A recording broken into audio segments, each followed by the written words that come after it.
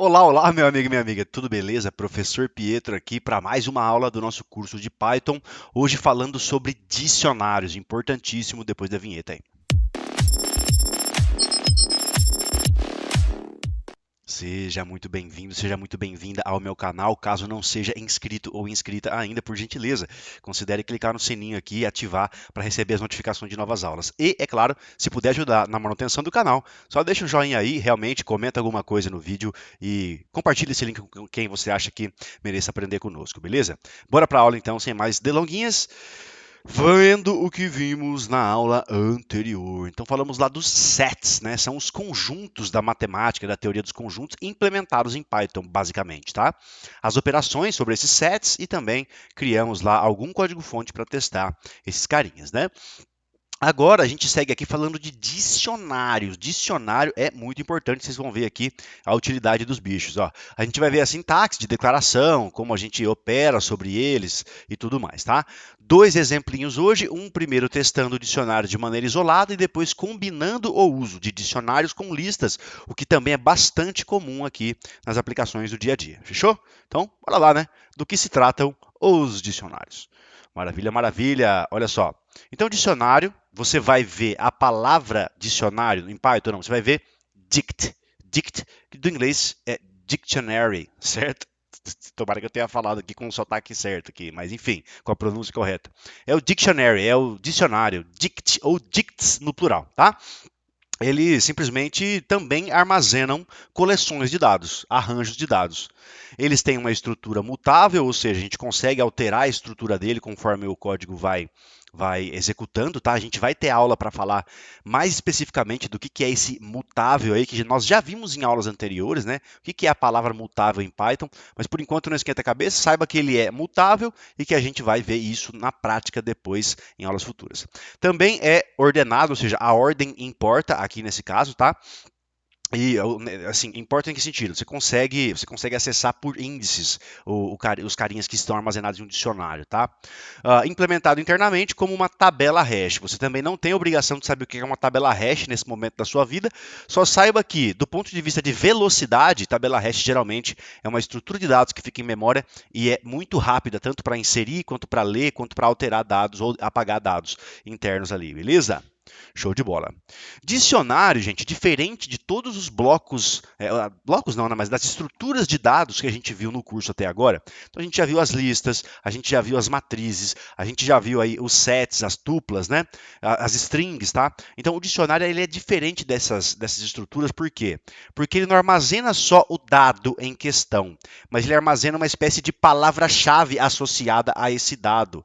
E quando você quiser pesquisar pelo dado, você pode pesquisar pela palavra-chave e aí ele já te entrega direto o dado.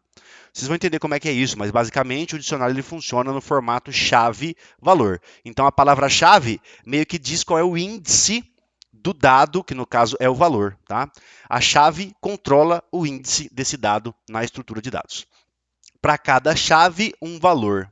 Beleza? A chave precisa ser única, ou seja, eu não posso salvar mais de duas chaves com o mesmo conteúdo, ok? Isso dá conflito, não pode.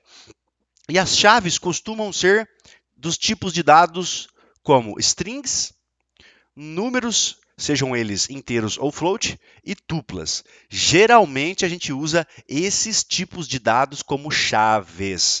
Professor, não entendi o que é chave ainda. Calma, saiba que essa informação está nesse slide aqui, volte no curso depois e veja se for o caso, volta na aula e veja de novo isso aqui, mas a chave, ela geralmente vai ser uma string, tá? Na maioria das vezes, o esmagador é string. Ou é número e também tem muita tupla também, mas geralmente é string.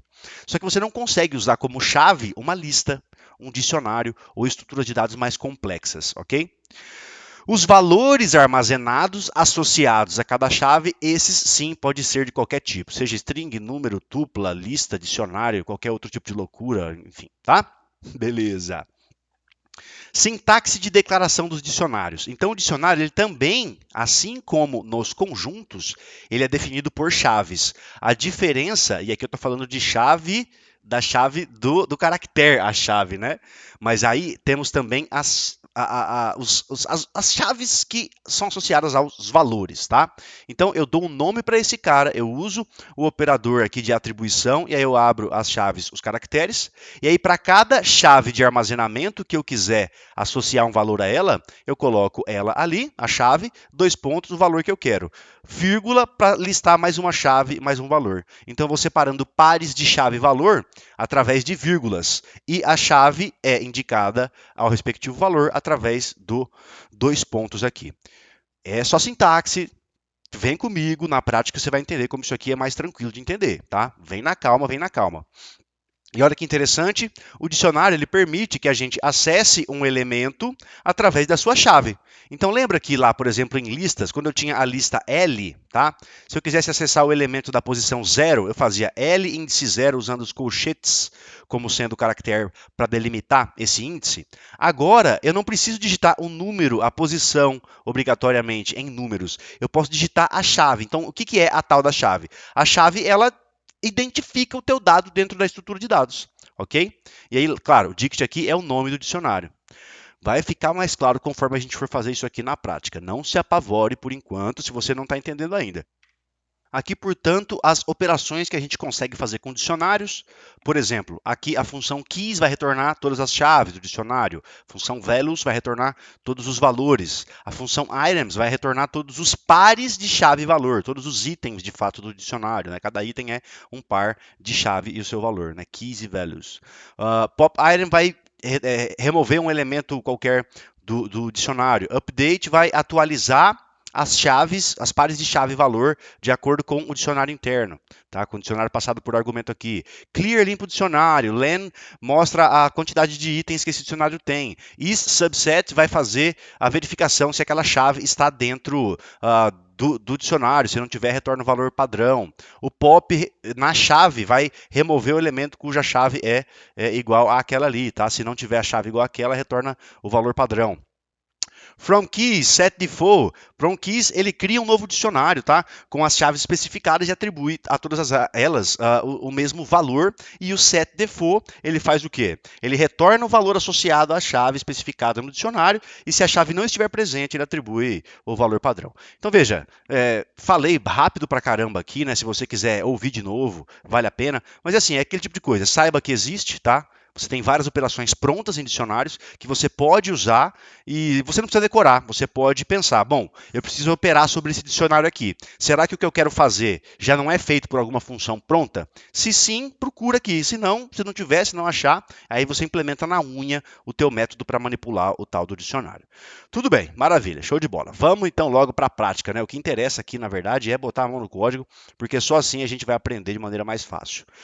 Então vamos lá, primeiro exemplo, olha só. Modele um dicionário para representar os dados de uma pessoa que possui nome, idade e peso. Então preciso de um dicionário que represente uma pessoa com esses três campos aqui, com esses três tipos de dados.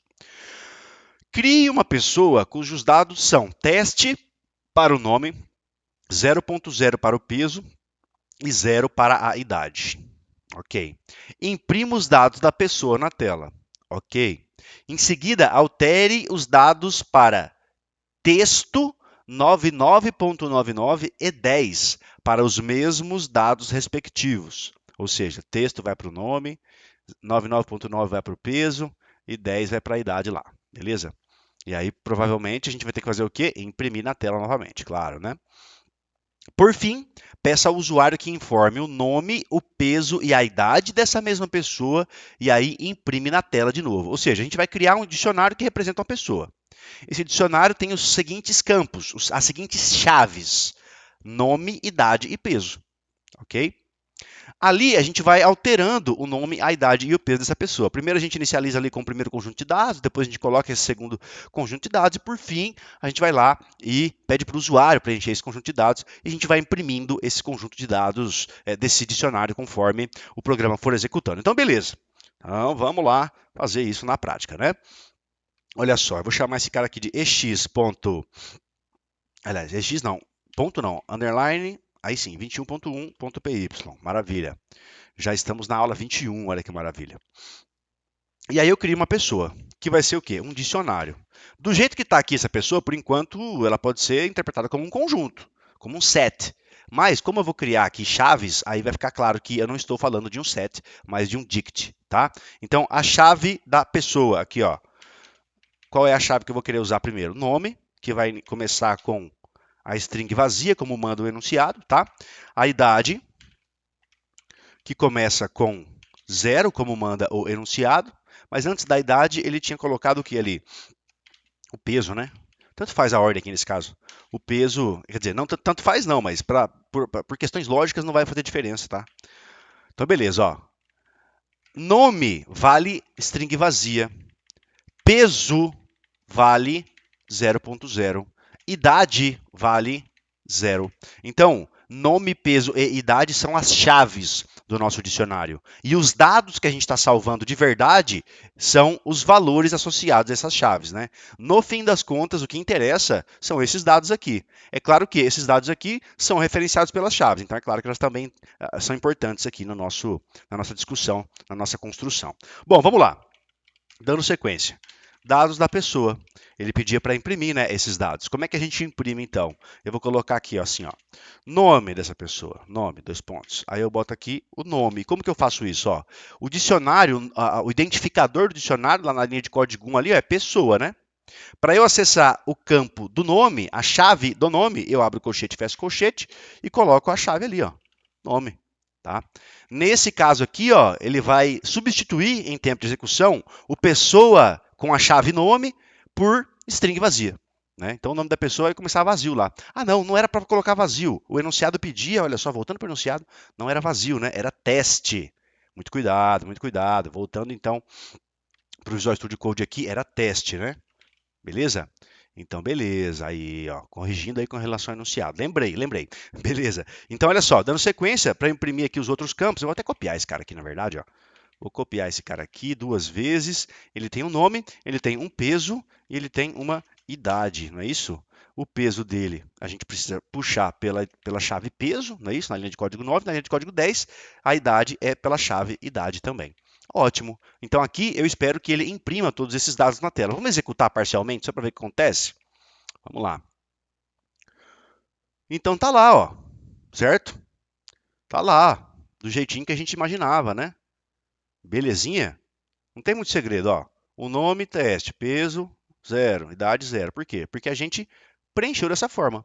Então perceba a utilidade do tal do dicionário. Quer dizer, você consegue associar aos dados uma chave, um rótulo. Você consegue criar uma espécie de estrutura de dados que modela entidades do mundo real de maneira um pouco mais assertiva. Por exemplo, de fato, uma pessoa ela tem vários atributos que a gente pode associar a ela, vários dados que ela carrega consigo: nome, peso, idade, altura, endereço, etc. Beleza? Maravilha. Agora, olha só, o que ele pediu lá, né? Ele pediu para que a gente alterasse esses dados aqui, ó. Tá? Então, o que eu vou fazer aqui? Eu vou copiar esses caras aqui. Vou copiar esses caras aqui. O nome, o peso e a idade. Tá? E eu vou fazer o que com esses caras aqui, ó? Eu vou mudar de acordo com o que o enunciado pede. Então, eu tinha pedido para mudar o nome de teste para texto. O peso de 0.0 para 99.99. Ops, foi um 3 sem querer ali. Beleza, e a idade estava em 0, passaria para 10. Show de bola. E aí imprime na tela de novo. Então vamos lá, eu imprimo sem problemas, ó. Show de bola. Deixa eu dar só um espacinho aqui para ficar claro aqui no código que as coisas são em blocos ali aglomerados, beleza? Vamos aí executar agora F5 aqui no meu teclado. Ó, então a gente começou com um conjunto de dados que era justamente, ó, teste 0 e 0, né, para o nome, para o peso e para a idade. Depois virou texto 99.9 e 10. Então, por que que valeu a pena fazer esse tipo de experimento aqui? Para você ver que você consegue alterar o conteúdo da pessoa, do dicionário. Isso significa que é uma estrutura de dados mutável, tá? Por isso que a gente falou isso lá nos slides anteriormente. Você consegue, uma vez que esse dado foi, que essa estrutura foi para a memória, você consegue alterar o conteúdo dela de fato em memória, tá? Maravilha. Então a gente fez já 2/3 do enunciado. Agora a gente precisa fazer o último pedaço, que é o quê? que é pedir para o usuário informar esses dados. Então eu vou copiar de novo esses caras aqui, ó, e eu só vou apagar o quê? Vou apagar os dados hard-coded aqui, os dados que eu coloquei na mão, na unha. Bom, pessoa é uma string, né? O nome da pessoa é uma string, perdão, tá? Ou seja, quando eu faço um input, eu não preciso converter o que o usuário digitar aqui para nenhum outro tipo de dados. Já é string. Então vamos lá. Vou pedir para o usuário digite seu nome, né? Beleza. Opa, apagou aqui. Ótimo. Então aqui ele vai digitar o nome nesse input e aí vai atribuir ao campo nome da pessoa o dado digitado pelo usuário via teclado. Beleza. E é a mesma coisa a gente vai fazer para o peso e para a idade. A diferença é que o peso ele vai ser float. Então eu preciso converter esse cara aqui, ó. O que o usuário digitar vai ser convertido para float, vai ser atribuído ao peso, tá? E aqui, claro, eu tenho que mudar para peso, né? E aqui embaixo, o input vai ser convertido para int, porque a idade é inteira. E aí eu vou mudar aqui também de nome para idade. Sua idade, né? Beleza, beleza. E aí eu imprimo tudo na tela de novo, sem problema nenhum. Como manda o enunciado, tá? É isso, ó. Beleza? Show de bola, show de bola. Então vamos lá. Executei aqui, puff. Olha aí. Então ele já tinha, né, preenchido os dados anteriores do mesmo jeitinho que a gente tinha feito, agora o usuário que vai digitar. Então o nome do cara aqui, por exemplo, Pietro Martins, né? O seu peso. Eu tô meio pesadinho, gente, estou pesando 93. E a minha idade é 35 no momento de gravação desse vídeo, ó. Então os dados foram preenchidos certinhos aqui, né? Ele informou certinho. Beleza? Então só para você ver como você pode manipular esse tipo de estrutura de dados de várias formas. Aqui usamos a declaração em forma de a sintaxe de declaração, né? A sintaxe na forma da declaração. Então declaramos a pessoa, já atribuímos valores a ela. Colocamos aqui a alteração de alguns campos, né? Então alteramos os campos aqui. E aqui a gente alterou os campos de novo, só que a gente pediu para que o usuário preenchesse os dados que seriam atribuídos aos campos. Legalzinho? Então esse foi o nosso primeiro exemplo, legal? Olha só, não ficamos por aqui só não, hoje tem mais, hoje tem mais. Então olha só, modele agora um dicionário para representar os dados de uma pessoa que também possui idade, nome e peso. Do mesmo jeitão, tá? Não tem muita diferença isso aqui não. Agora, a diferença vem aonde, ó? Crie uma lista que seja capaz de armazenar os dados de 3 pessoas distintas. Peça para que o usuário informe os dados de todas as pessoas e imprima os dados informados na tela. Então, o que é normal, né? Por exemplo, você vai ter uma aplicação de controle de estoque. Você vai ter um estoque apenas de um produto só cadastrado dentro do seu sistema? Não.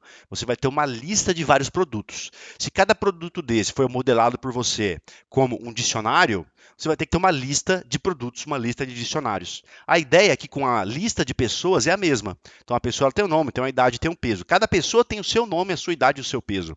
E a gente quer que o usuário preencha os dados de 3 pessoas distintas e armazene isso em uma lista. Sei lá, que dá para fazer? Sei lá, acho que dá, né? Então vamos lá, olha só. Deixa eu fechar esse cara aqui, a gente já usou ele.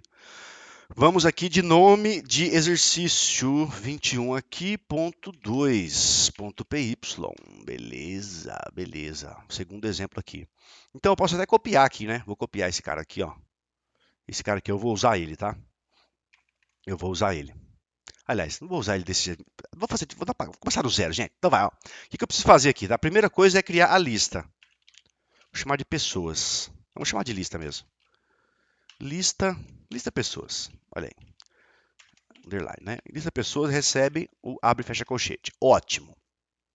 Aí, a gente vai ter que fazer um laço para repetir por 3 vezes. Então, eu faço aqui um for underline in range 3. Só um detalhe, né? Deixa eu colocar a coisa aqui, deixa eu colocar a palavra peça, só para ele deixar de fazer erro aqui. Então, olha só, a gente já tinha visto vários for aqui no nosso curso. A gente já tinha usado for em várias situações, né? Veja, a gente não tinha visto ainda esse underscore dentro do for. Por quê? O que significa isso aqui? Significa que isso aqui é uma convenção para quê? Porque a gente não está se importando muito com os valores assumidos pelo range. Quando a gente for aqui manipular o bloco de comandos dentro do for, a gente não vai usar a variável de controle que assume os valores do range. Então, geralmente, a gente coloca esse underscore aqui para ficar explícito isso. É uma boa prática de programação, é uma convenção do Python, tá? Então, beleza. Ó, então, cada vez que eu entrar em um bloco desses aqui, eu preciso criar uma nova pessoa. Então, uma nova pessoa vai ser um novo dicionário, que aqui pode ser até interpretado como um set, né? Mas tudo bem, vai ser um dicionário. Vocês vão ver por quê. Porque é o seguinte, ó. Pessoa no seu nome vai receber o quê? Na verdade, aí isso aqui eu posso copiar do código anterior, ó. Então a gente tinha feito no exercício anterior, olha aqui, ó.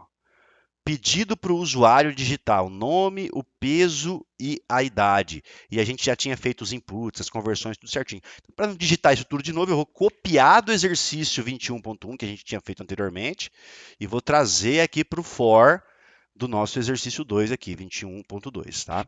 Então, o que aconteceu aqui? Ó? Criei a pessoa e pedi para o usuário preencher os dados daquela pessoa. Uma vez que o usuário preencheu todos os dados da pessoa, eu venho aqui na lista pessoas e faço o que, gente, na lista? Já tiveram aula de listas, hein? Como é que eu penduro, né, um novo elemento dentro da minha lista? Eu dou o quê? Append na pessoa, tá?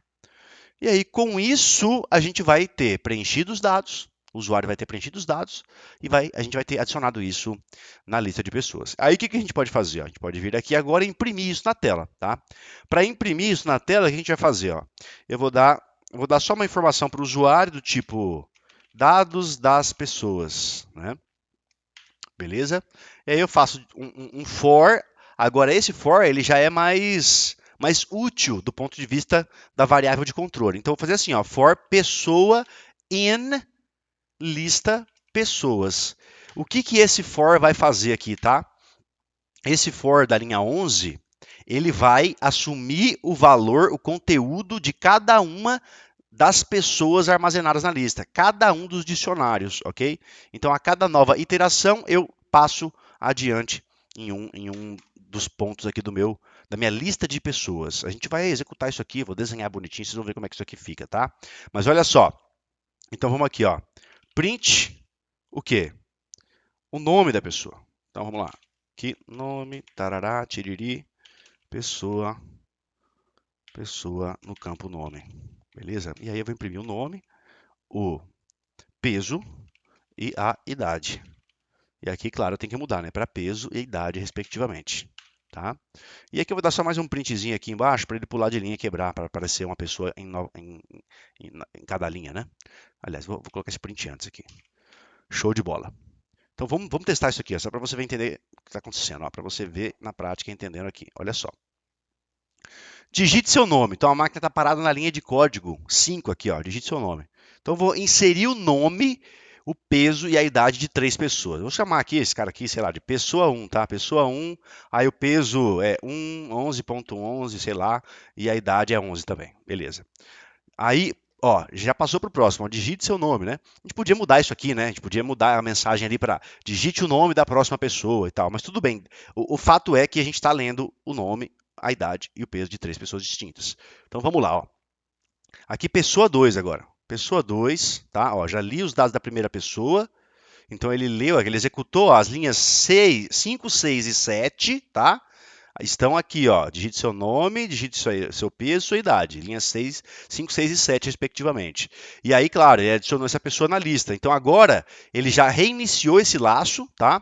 E ele está pedindo os dados de uma nova pessoa novamente. Por isso que eu digitei pessoa 2 aqui.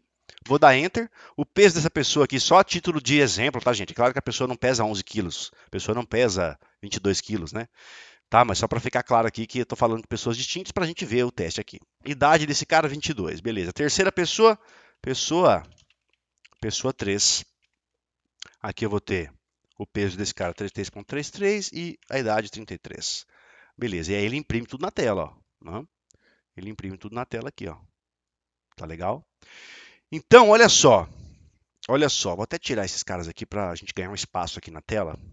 Vou jogar a minha cara lá para cima e a gente vai fazer aqui um rascunhão. Gente, é o seguinte, ó, vamos lá. Primeira parte do algoritmo, tá? Primeira parte do programa. A leitura dos dados. Então, como é que fica aqui? Ó? Tem um for, certo? Como é que vai ficar isso em memória? Então vamos lá, vamos fazer aqui, ó. Deixa eu rabiscar com vocês. Então, eu vou ter que desenhar a minha memória aqui de um jeito que talvez não fique tão legal, mas vamos lá, ó. Vou fazer assim, ó. Aqui eu vou ter uma memóriazinha. Essa é a nossa memória, tá? E aqui eu vou ter os campos de uma pessoa, os três campos, mais os três campos de uma outra pessoa, mais os três campos de uma outra pessoa. Ótimo, essa é a nossa memória que está sendo desenhada. Essa aqui vai ser a nossa lista de pessoas, tá? Aqui eu vou ter pessoa, a pessoa um, tá? Aqui eu vou ter a pessoa 2 e aqui a pessoa 3, ok? Então a nossa lista vai ter 3 pessoas. E que mais? Bom, tá bom já, né?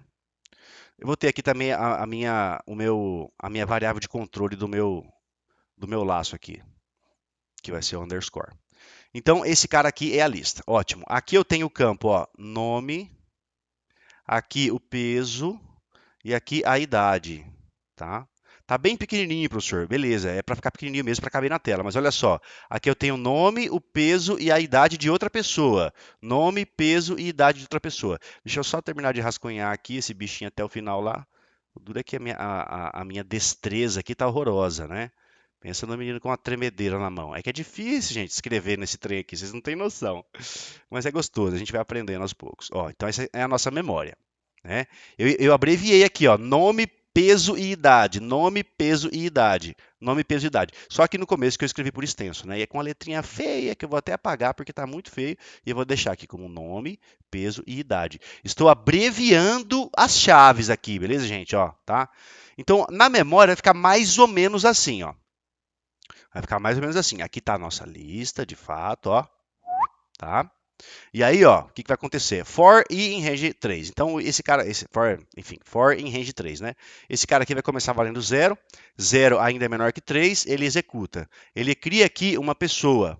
A primeira pessoa vai ficar ali, ó. Então, ele digita aqui. No nome, ele digita o nome. Então, vai aqui pessoa 1, ó. Pessoa 1, tá? Digitou pessoa 1, foi para o campo nome da pessoa 1. Pessoa 2, aliás, pessoa 1 no seu peso. Ó, digitou o peso aqui, ó. 11,1, tá? E agora a idade. A idade é 11. Beleza. Fez isso aqui, deu o append. Beleza, esse cara aqui já faz parte da lista. Show de bola, maravilha. Então tá lá. Primeira pessoa foi adicionada, tá? Primeira pessoa foi adicionada. Aí o que acontece aqui? Fez o append, a máquina executa o passo do range lá em cima. Então o nosso range conta aqui mais uma repetição, beleza? 1 ainda é menor do que 3. Show de bola. Cria nova pessoa, essa pessoa já está aqui, beleza. Aí ele pede o nome. O nome desse cara é pessoa 2. Então na memória, aqui no nome, ó, fica pessoa 2, tá? Aí ele pede, ó, agora o peso, tá? Digita o peso aqui 22,22, beleza. Show de bola. E aí, por fim, a idade desse cara, ó. Então 22, né? Executou aqui as linhas 5, 6 e 7. Chegou na linha 8, deu um append. Então esse cara aqui agora passou a fazer parte da lista também. Então, agora a nossa lista aumentou de tamanho. Já adicionamos 2 pessoas. Cheguei no fim do meu for, vou fazer o quê? O incremento do range. Então lá, esse cara passa a valer 2. 2 ainda é menor do que 3 aqui do nosso range. Então ele executa mais uma vez, cria uma pessoa em memória, tá? E aí o que vai acontecer aqui? Ó? Ele vai preencher os dados de novo. Então ele vai executar as linhas 5, 6 e 7. Ó. A execução das linhas 5, 6 e 7 fez com que o nome desse cara passe a valer pessoa. Opa, PCA não, né? Pessoa 3, não foi isso? Ó. Depois o peso 33,33 e depois a idade 33. Legal. Aí ele deu um append, nesse caso aqui, nesse momento, a terceira pessoa passaria a fazer parte da lista. Agora a nossa lista está com 3 elementos, né? Show de bola, nossa lista não, né? É a nossa lista, é uma lista de dicionários, né? Tá certo, é uma lista sim. E aí, olha só, fechou. Esse for aqui ele vai ser encerrado. Por quê? Porque quando a gente chega aqui embaixo, ó, ele tentaria incrementar esse cara para 3, mas 3 já extrapola o limite do próprio 3 ali. Então, nesse caso, ele não executa mais o bloco de comandos e continua a execução a partir da linha de código 9. Beleza, ó. Deixa eu fazer o que aqui então? Ó? Deixa eu descer um pouco aqui o código, ó. Vamos descer esse código aqui. Aí, ó, show de bola. Tá, agora sim. Então, ó, agora a gente vai executar o código de imprimir os dados da pessoa na tela, ou das pessoas, né? Beleza? Eu só vou também descer aqui a nossa execução aqui do código. Vamos lá. Aqui, ó, tuf, dados das pessoas, tá lá. Beleza. Opa, mexi sem querer. Aí, maravilha. Então, olha só, o que vai acontecer agora? O que vai acontecer agora? Ó? A nossa lista ela está separada em 3 pessoas, tá? Então, no frigir dos ovos, ó, esse carinha aqui é um, esse carinha aqui é outro e esse carinha aqui é outro. São 3 pessoas distintas. Então, dentro desse for aqui, ó, quando eu crio essa pessoa, o que essa pessoa vai representar? Vou até mudar de cor mesmo, vou deixar no azul aqui, tá? Então, veja bem, a nossa lista está ali preenchidinha. Tem 3 pessoas, tá? Essa variável pessoa aqui, ó, vou até representar ela aqui embaixo, ó. Opa, ixi, calma aí, Ctrl Z, Ctrl Z, Ctrl Z, Ctrl Z. Aí, então tá aqui, a pessoa, tá? Essa pessoa aqui, ela vai assumir, ela vai, entre aspas, apontar para cada uma das pessoas armazenadas, ok? Então, o que vai acontecer aqui, ó? Vou chamar esse cara aqui de pessoa 0, esse cara de pessoa 1 e esse cara de pessoa 2, tá? O que vai acontecer aqui, ó? Quando ele entra no laço, ele pega a primeira pessoa lá, a pessoa 0. Quais são os dados da pessoa 0, gente? Aí ele imprime aqui, ó. Pessoa.nome. Qual é o nome dessa pessoa 0 aqui? Pessoa 1. Então ele imprime lá. Pessoa no índice peso, ponto peso, ó. 11.1. Tá lá, imprimiu. Pessoa no seu campo idade. Tá ali, ó. 11, né? Imprimiu.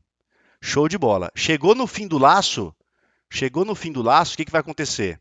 Essa pessoa incrementa, então ela aponta para o próximo elemento armazenado na nossa lista. Então essa pessoa aqui embaixo, ó, que ela vai estar em memória, tá? Ela vai apontar para esse cara aqui agora, ó. Beleza?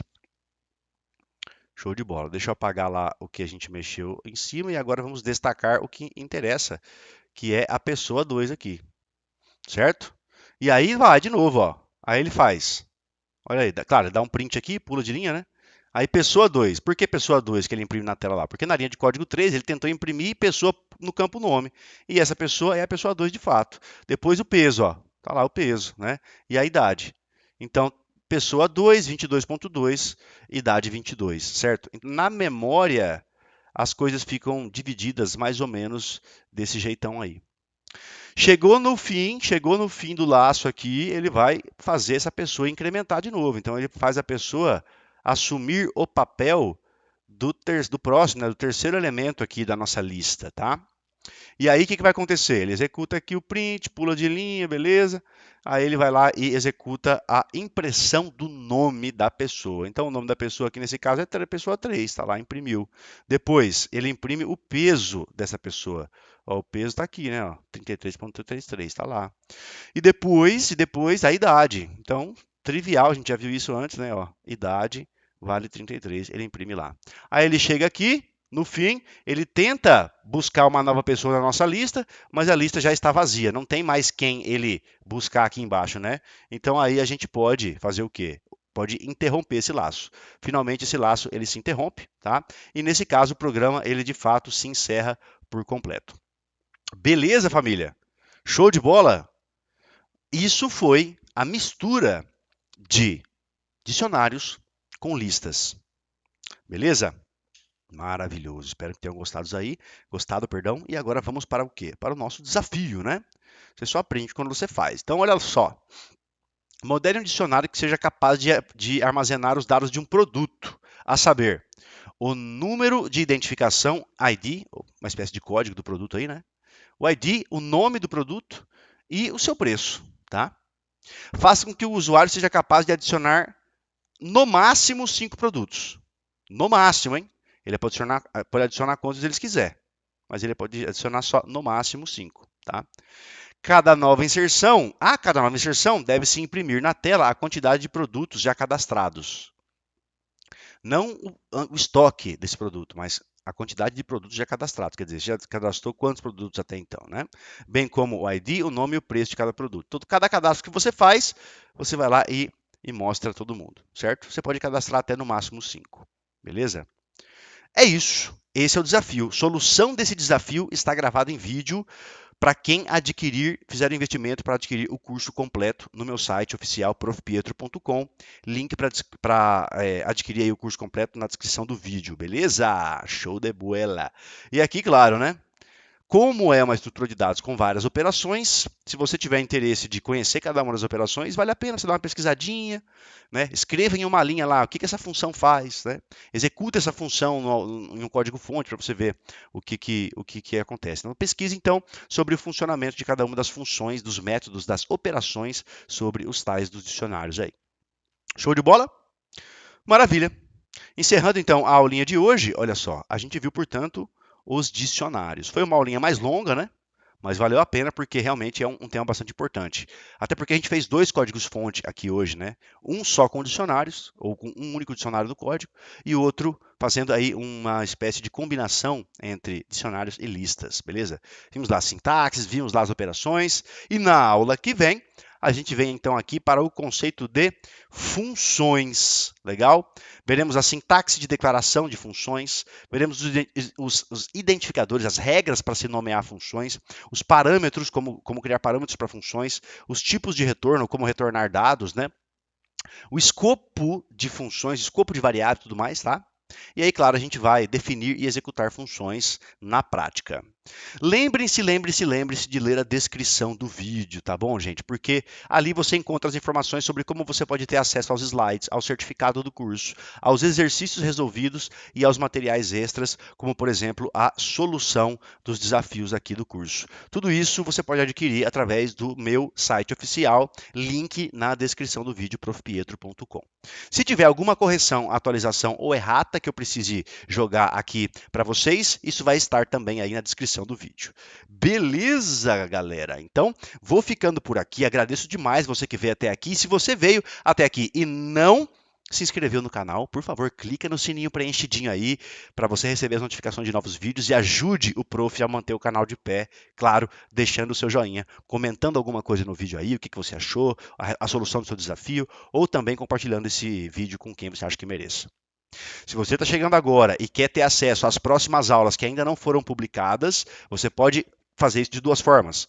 Ou você adquire o curso completo pelo link da descrição do vídeo, profpietro.com, ou você escolhe um plano coerente para você se tornar membro do meu canal do YouTube e aí, claro, ter acesso às aulas que já estão agendadas, mas que ainda não foram publicadas gratuitamente, estão disponíveis já para quem é membro do canal. Fechou? Vou ficando por aqui então. A gente se vê na próxima aula. Um grande abraço. Até mais.